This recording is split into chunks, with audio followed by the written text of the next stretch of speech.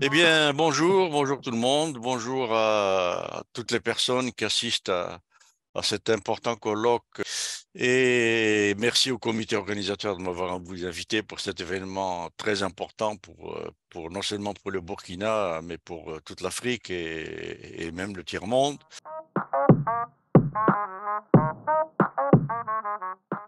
Je suis Omar Aktouf, professeur titulaire honoraire aujourd'hui, et puisque je suis à la retraite donc de HEC Montréal, algérien, africain évidemment, et fier de l'être. Et je connais bien votre région. J'ai beaucoup travaillé, notamment au Bénin. Alors, je suis du point de vue universitaire assez éclectique, de formation un peu de tout. Alors, ça va de la philosophie en passant par l'anthropologie, la linguistique, la thermodynamique, la physique théorique, jusqu'au management et donc l'économie entrepreneuriale, l'entreprise, etc., etc. J'ai aussi une expérience d'entreprise et de travail de près de 15 ans, ou plus même. Depuis l'âge de 3 ans pratiquement, je travaillais déjà comme berger, puisque je suis né dans la pauvreté absolue des montagnes kabyles sous la colonisation française. Et donc ensuite, par les circonstances de la vie, j'ai pu aller à l'école à l'âge de 11 ans, mais pas avant. Et puis, petit à petit, avec l'indépendance de l'Algérie, tout ce qui s'ensuit, faire des études universitaires, parce que mon objectif dans la vie était né très vite, observant l'injustice du colonialisme. Très vite, tout ce que je voulais, c'était comprendre ce monde et comment se fait-il qu'il y ait des colons et des colonisés, et comment se fait-il qu'il y ait des puissants et des gens qui ont tout et des gens impuissants et qui n'ont rien. Et ça m'a frappé dès que j'ai commencé à penser, peut-être à l'âge de 5 ans ou 6 ans. Et donc, c'est ça que je voulais faire, alors que mes parents voulaient que je fasse médecine pour devenir riche, etc. Je leur ai dit que ça ne m'intéressait pas d'être riche, ça les a beaucoup fâchés. Et donc, voilà, alors aujourd'hui, j'essaie de comprendre ce monde. Donc, j'ai eu beaucoup de distinctions, de médailles, de ceci, de cela, enfin, notamment classé parmi les 75 personnes qui ont le plus apporté en matière scientifique et de connaissances au Canada durant les dernières années du XXe siècle. Prix du meilleur livre d'affaires et d'économie et de gestion pour mon livre qui s'appelle La stratégie de l'autruche.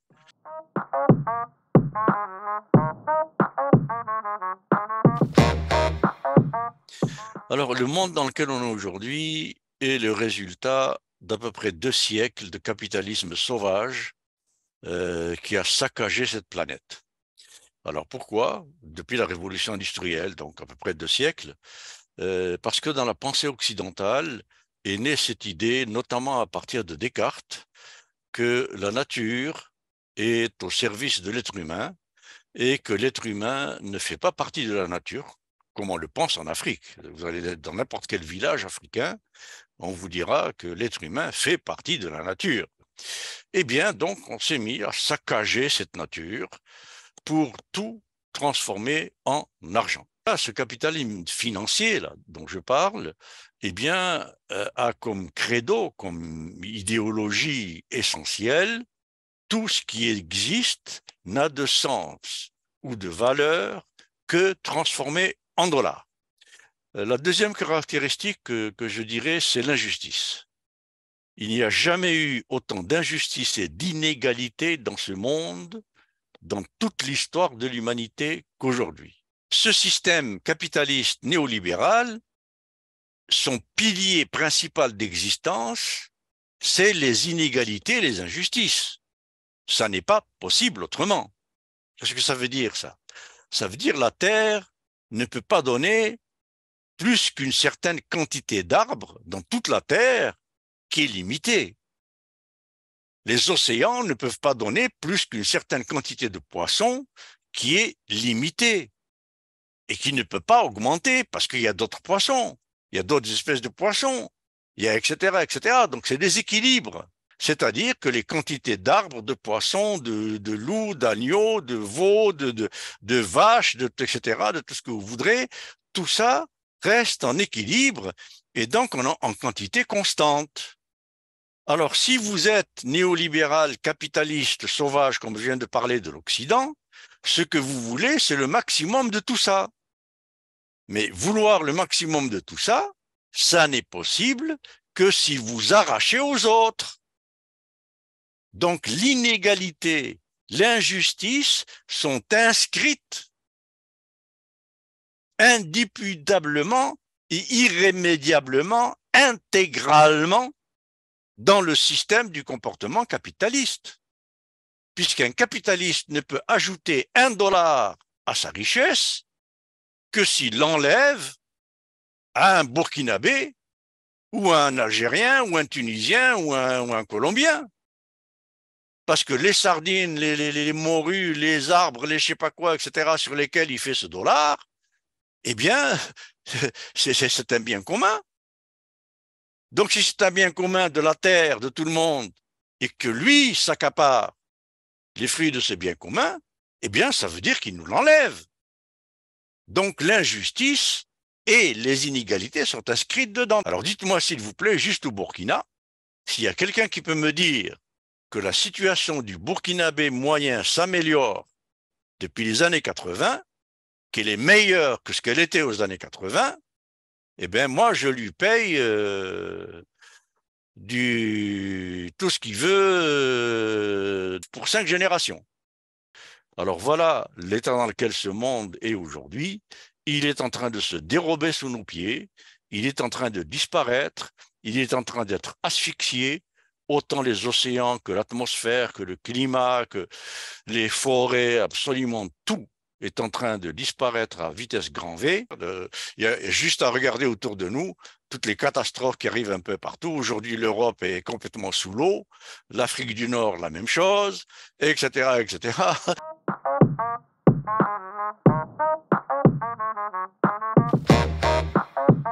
Alors attention, moi je dis, quand on dit que l'être humain est responsable de ce qui arrive à la planète et l'espèce humaine a fait ceci, cela, non, c'est faux. Ce n'est pas l'espèce humaine, c'est l'Occident. C'est l'homme occidental, blanc, anglo-saxon en particulier, qui a fait de ce monde ce qu'il est aujourd'hui. Il n'y a pas un Africain qui est responsable de ça, pas un Asiatique, pas un membre des peuples de l'Océanie, que les Occidentaux, c'est-à-dire l'Europe, le Canada, les États-Unis, essentiellement.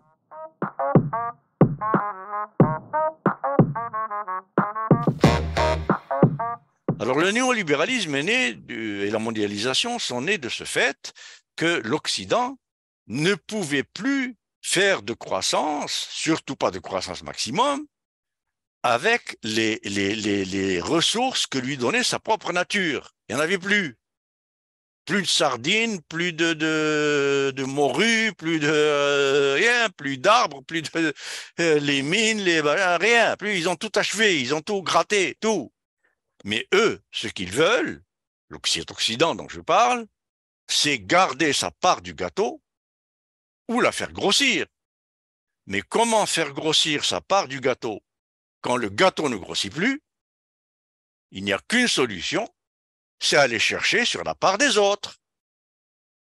Et donc, on a inventé la mondialisation et le néolibéralisme, c'est-à-dire le libre-échange, ouvrez vos frontières, le monde entier devient un marché complètement ouvert, où tout le monde va où il veut, comme il veut.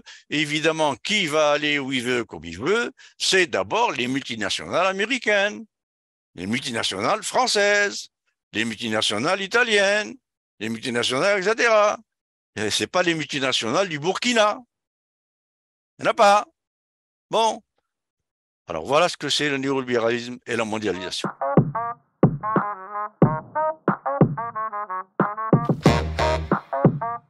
Ce sont les deux facettes de la même médaille. Le néolibéralisme est une forme de néocolonisation sous prétexte de progrès et d'avancement de l'économie, alors que le colonialisme était sous prétexte de civiliser des sauvages. Mais le vrai prétexte, la vraie raison, c'était de venir chercher chez nous des matières premières et de la main-d'œuvre, donc fin du XVIIIe, début du XIXe, que l'Occident n'avait plus. Ça suffisait plus pour aller plus loin dans la croissance. Donc, il fallait venir chercher nos richesses à nous, autant de matières premières que de main-d'œuvre, et donc on a inventé le colonialisme.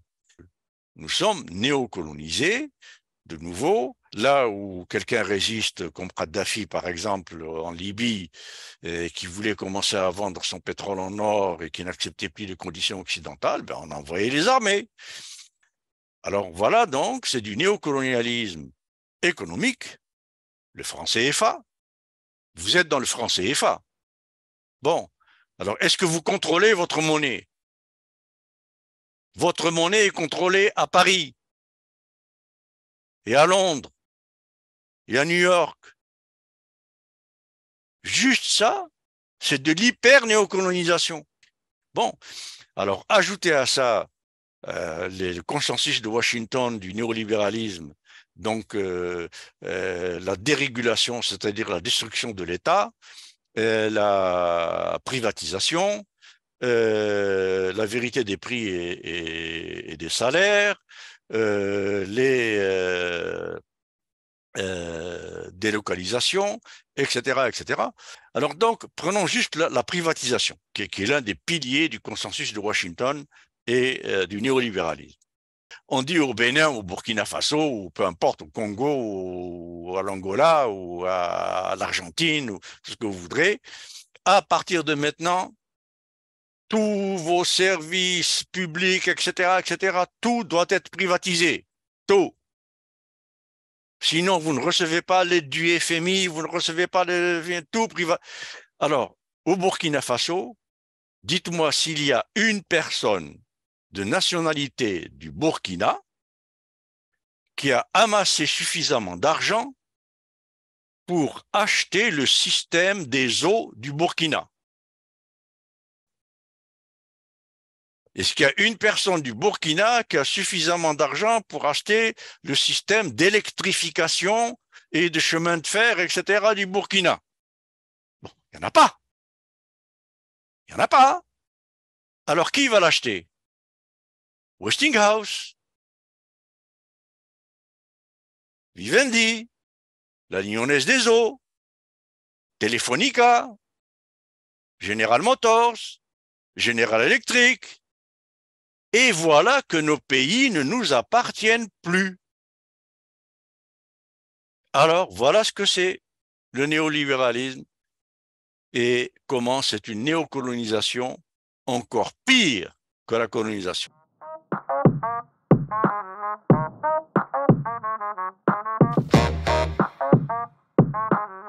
Chaque dollar de plus du PIB ou du PNB du monde ou de n'importe quel pays, depuis la décennie 80, non seulement il n'apporte plus aucun bien ou bien-être supplémentaire, mais il coûte de plus en plus cher en dégâts, en pollution, en chômage, en misère, en injustice, en pauvreté, en guerre, en cataclysme, en conflit, etc., etc., etc., que le dollar de la veille. Alors, la chose intelligente à faire dans le monde d'aujourd'hui, ça serait d'arrêter immédiatement la croissance du PNB et du PNB.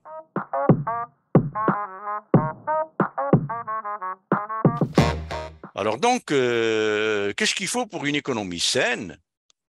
Eh bien ça, le Club de Rome l'a déjà établi en 1972, ce qui s'appelait le Halte à la croissance et le premier rapport du Club de Rome. Alors le Club de Rome, c'est un club, c'est un groupe constitué de prix Nobel, de savants, d'anciens politiciens, de scientifiques, etc., etc., du monde, simulation économique, etc., par ordinateur, tout ce qui s'ensuit de cette époque au monde, eh bien, il a été démontré qu'il fallait immédiatement arrêter la croissance, particulièrement de l'Occident, et la solution, c'était de faire ce qu'ils ont appelé une croissance organique différenciée.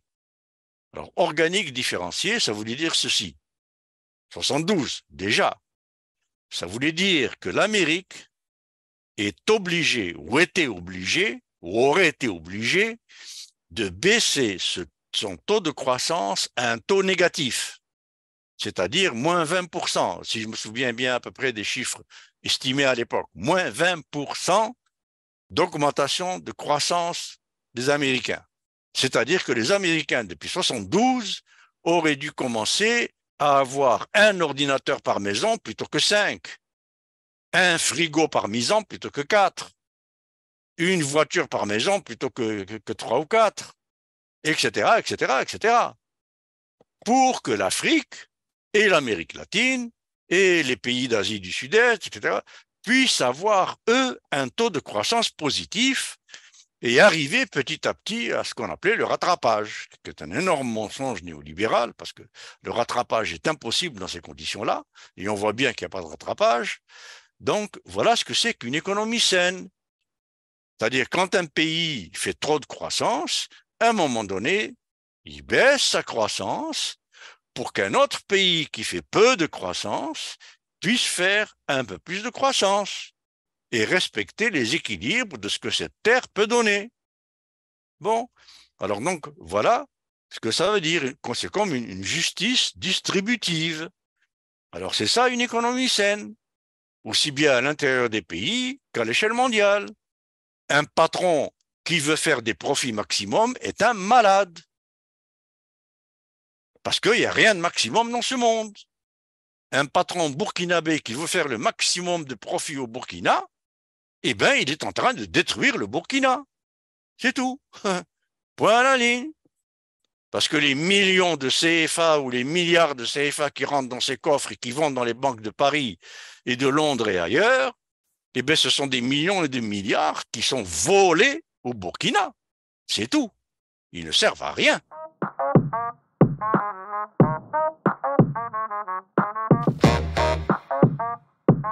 Elle dépend de régulation, ce qu'on appelle la régulation. Or, l'un des piliers du néolibéralisme, c'est la dérégulation. Vous savez, dérégler tout, plus de règlements, plus de règles, l'État n'impose plus rien, l'État n'interdit pas de polluer, l'État n'interdit pas de tricher, l'État n'interdit pas de voler, l'État n'interdit pas de corrompre, l'État n'interdit pas de l'évasion, l'État ne touche à rien, ne touche pas à l'économie. Si l'État n'intervient pas dans l'économie, à quoi il sert? Alors je vous le demande et je le demande aux participants de ce colloque, s'il vous plaît, si vous avez un État qui n'intervient pas dans l'économie du Burkina, il sert à quoi au Burkina? Pourquoi vous avez besoin d'un État? Le rôle de l'État, c'est l'économie. Toute économie est une politique et toute politique est une économie. C'est ce qu'a écrit Adam Smith. Adam Smith lui-même, quand il a écrit « Vous laissez 3 businessmen faire du business sans un État qui surveille ce qu'ils font, vous avez 3 bandits. » Ça, c'est Adam Smith qui l'a écrit quand même. Bon, alors vous laissez les businessmen et les multinationales, etc., faire ce qu'ils veulent comme ils veulent, eh bien, c'est des renards dans le poulailler. C'est tout. Ils vont bouffer les poules, et quand vous aurez plus de poules, ils vont vous dire, on va vous prêter du FMI, et vous allez rembourser avec intérêt, parce qu'on a bouffé toutes vos poules. Alors, on vous paye pour que vous éleviez d'autres poules qu'on va venir bouffer. Alors, voilà ce que c'est, cette économie-là. Bon, il faut que ça cesse. Bien sûr que les gouvernements doivent prendre leurs responsabilités. Pourquoi nous, depuis un siècle en Afrique, on n'est même pas foutu de fabriquer des bicyclettes? Pourquoi? Pourquoi les Russes, en 20 ans, ils fabriquaient des chars aussi bons que les Américains? Pourquoi? Pourquoi la Chine a un port qui s'appelle Shanghai, qui est une merveille technologique absolument incroyable, inimaginable, infaisable dans aucun pays occidental? D'ailleurs, ils envoient des des avions entiers d'architectes et d'ingénieurs, tout ça en Chine, pour étudier comment les Chinois font ces miracles. Eh bien, ces miracles sont faits par des entreprises d'État chinois. Même pas des entreprises privées contrôlées par l'État ou surveillées par l'État. Des entreprises de l'État, directement.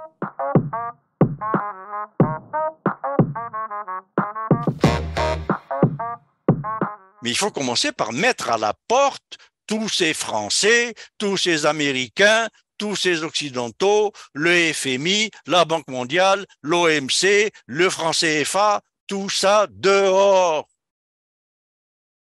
Et qu'on fasse comme voulait faire Kadhafi, une monnaie commune africaine.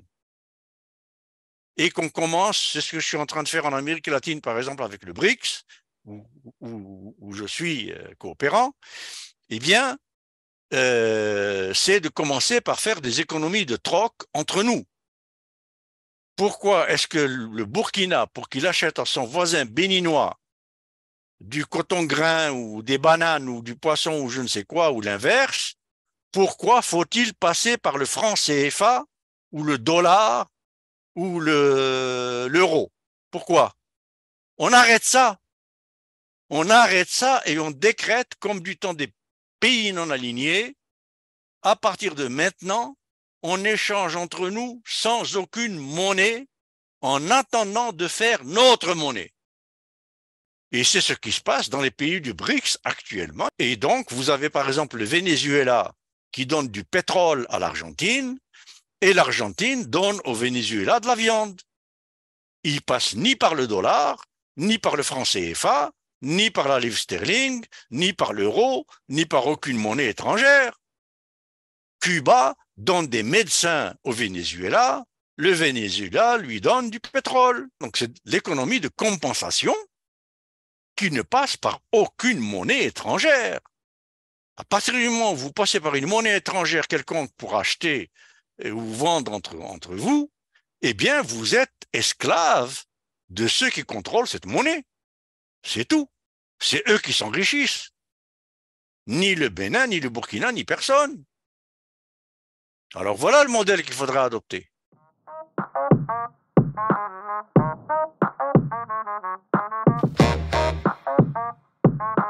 Les trois rôles de la monnaie, c'est un, d'être une unité de compte, une unité avec laquelle je compte mes produits, combien je produis de maïs, combien je produis de riz, combien je produis d'or, combien je produis de ceci, de sorgho, de ceci, de cela, de poissons, donc une monnaie qui contribue à évaluer ma propre capacité nationale intérieure, à compter ce que je produis. Bon.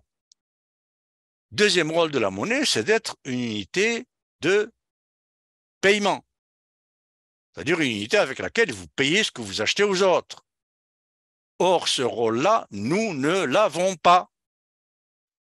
Les monnaies des pays du tiers-monde et des pays africains, etc., ne sont que des unités de compte avec lesquelles vous comptez vos productions nationales, vos salaires nationaux, etc. Mais vous ne pouvez rien payer avec pour vous fournir quoi que ce soit de l'étranger. Bon. Troisième rôle, c'est une unité de réserve. On fait des réserves de monnaie pour pouvoir pallier à des problèmes. Si on a besoin d'acheter, je sais pas moi, des médicaments de tel pays, de l'Inde. Or, nos monnaies à nous ne sont pas des monnaies de réserve. Donc, c'est juste des unités de compte. C'est tout. Alors, en plus de tout ce que je viens de vous dire, l'Occident fait tout pour maintenir nos monnaies. Alors, le CFA, c'est un cas à part, puisque c'est même pas votre monnaie. Donc, de maintenir nos monnaies quand on en a, au stade d'unité de compte. Le dinar algérien, ce n'est qu'une unité de compte. C'est tout. Parce qu'on ne peut pas faire de réserve en dinar algérien, ça ne sert à rien. Puisqu'avec le dinar algérien, vous ne pouvez pas acheter les voitures françaises ou les motocyclettes chinoises, vous ne pouvez pas. Il faut les acheter avec l'euro ou le dollar.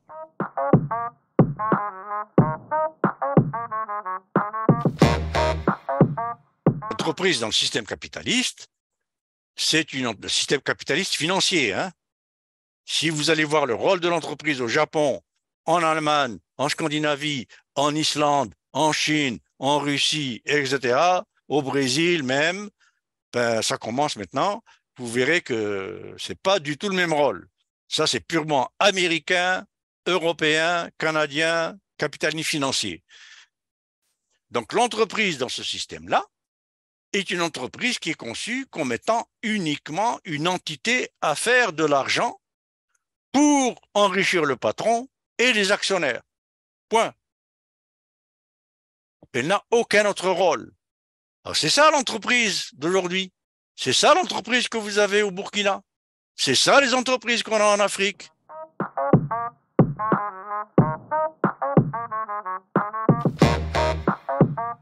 Dans un système plus logique, plus humain, voilà, il faudrait qu'on invente un modèle d'entreprise, effectivement, africain, en nous basant sur les grandes traditions africaines, des tontines, des coopératives familiales, claniques, de villages, de redistribution, de ceci, de cela, en nous inspirant de tout ça, avoir un modèle d'entreprise qui va ressembler au modèle d'entreprise social-démocrate de la Scandinavie, de l'Allemagne, du Japon, qui sont, elles, des vraies entreprises d'entrepreneuriat social.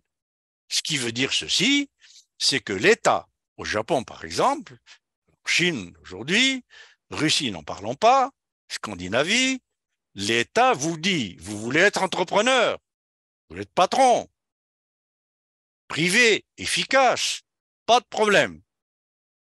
Vous allez produire du lait, vous allez produire du pain, vous allez produire du poulet, vous allez produire ce dont le pays a besoin, pas ce dont vous avez besoin, vous, pour vous enrichir. Voilà ce que c'est l'entreprise sociale. Bon, et deuxièmement, tout ce qui est fruit des produits de cette entreprise, puisqu'il y a l'aide de l'État, il y a les infrastructures de l'État, il y a les ingénieurs formés par l'État, il y a les techniciens formés par l'État, il y a les administrateurs formés par l'État, il y a les cadres formés par l'État, il y a tout ça c'est gratuit. Eh bien, l'entreprise doit compter dans ses bénéfices ce qu'il faut payer à l'État pour avoir toutes ces infrastructures, toutes ces universités, toutes ces écoles, tous ces techniciens, tout ça, gratuit. Et en plus, puisque l'entreprise privée est efficace, eh bien, l'État lui confie, comme ça se passe au Japon, Scandinavie, Chine, tout ça, tout ce qui est le plus difficile. Réparer une forêt polluée. Allez-y. Réparez cette forêt polluée et faites des bénéfices si vous voulez. Allez-y. Alors, tout ce qui est facile et qui rapporte de l'argent et tout de suite, étatisé. C'est moi, l'État, qui m'en occupe. Le pétrole, je le pompe et je le vends moi-même. Le sorgho, je le plante et je le vends moi-même. Le maïs, la même chose, etc., etc. Toi, le privé, tu vas m'apporter du lait au Burkina que je n'ai pas. Tu vas m'apporter des poulets pour le peuple. Tu vas m'apporter des médicaments. Tu vas m'apporter ceci, cela, que moi, État, je ne peux pas. Alors vas-y. Ça, c'est une entreprise sociale. Ça, c'est de l'entrepreneuriat social.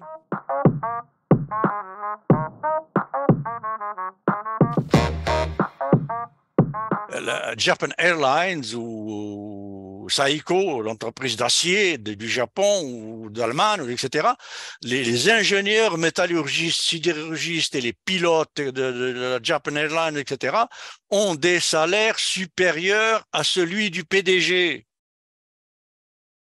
Bon. Alors ça, c'est des employés, des pilotes, des ingénieurs et tout ça qui vont vous faire des avions et des vols d'avions et de l'acier et du fer qui est le super meilleur au monde. La direction de l'entreprise est une direction collégiale, comme en Allemagne. C'est des comités. C'est pas le super patron PDG enfermé dans son bureau tout seul. Ça, c'est facile, ça.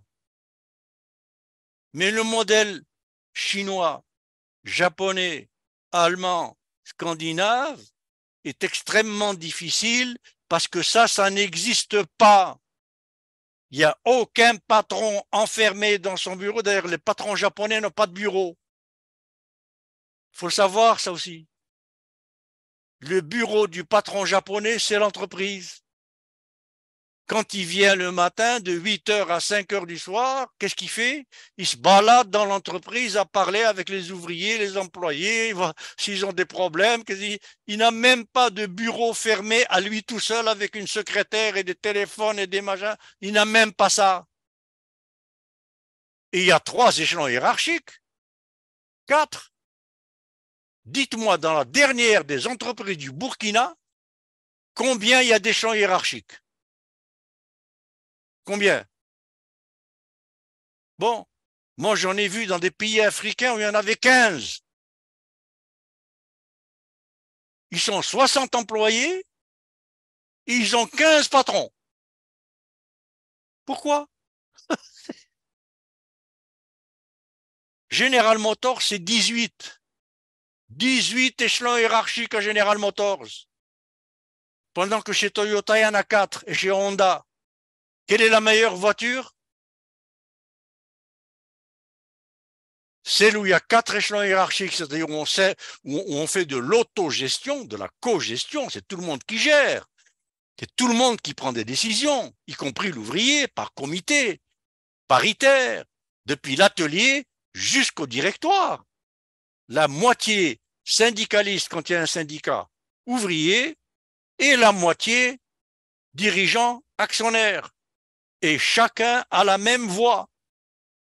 Il faut enlever de nos têtes cette idée purement américano-occidentale, européenne du capitalisme financier, qu'une entreprise a besoin d'un génie patron qui est lui, c'est lui qui donne les ordres, qui commande. Non. Le patron est là pour faciliter les choses à ses employés pour qu'ils fassent ce qu'ils savent faire le mieux possible. Alors vous voyez tout ce qu'il faut changer?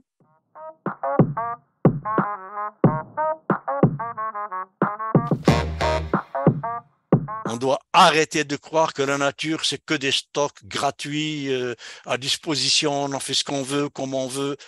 Fini. Arrêtez la croissance pour la croissance. Ne croître que pour des besoins essentiels de chacun et chacune. Des besoins essentiels. Indispensables et essentiels. Alors, indispensable et essentiel, c'est être logé, être instruit, être transporté, être alimenté, être habillé, être cultivé. C'est ça les besoins indispensables, essentiels. C'est-à-dire pas de Mercedes, pas d'avion personnel, pas de jet personnel, pas de télévision à décollage vertical, pas d'ordinateur à géométrie variable, pas les besoins essentiels et indispensables, alors cette terre continuera à nous tolérer. Vous savez, dans le monde entier, je donne des conférences dans le monde entier en 5 langues. De l'Australie au pôle Nord, chaque conférence, alors j'ai toutes sortes de publics, des fonctionnaires, des politiciens, des hommes d'affaires, des universitaires, des professeurs, des étudiants, des doctorants, des chefs d'entreprise, de tout ce que vous voudrez. Bon, alors quel que soit le public, la première question que je pose, c'est celle-ci. Est-ce qu'il y a une personne dans cette salle qui peut me regarder dans les yeux et me dire qu'aujourd'hui, notre monde est bien géré?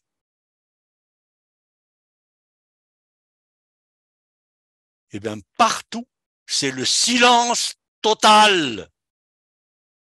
Pas un souffle. Et vous êtes en train de me dire que ce monde est mal géré. C'est ça que vous dites.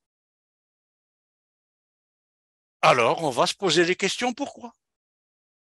Voilà la première question que je vous suggère aux membres de votre colloque.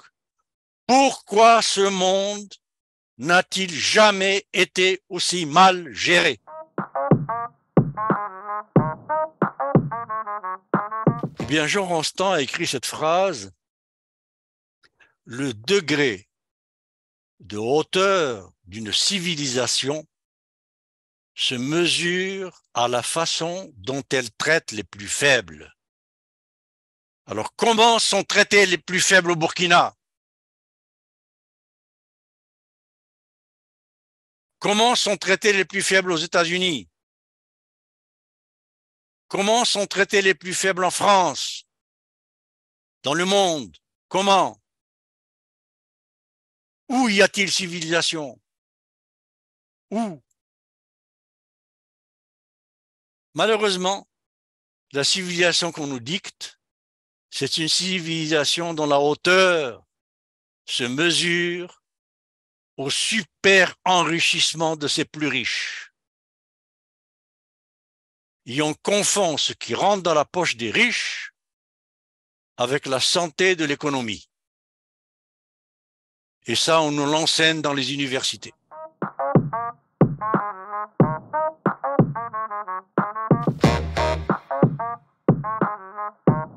Penser comme un, agir comme un, je le trouve extraordinairement parlant, extraordinairement bien choisi. C'est effectivement maintenant, on ne s'en sortira en tant que personne, en tant que famille, en tant que village, en tant que clan, en tant que pays, en tant qu'humanité, on ne se sortira que si on agit tous pour un et un pour tous. Sinon, l'humanité est finie.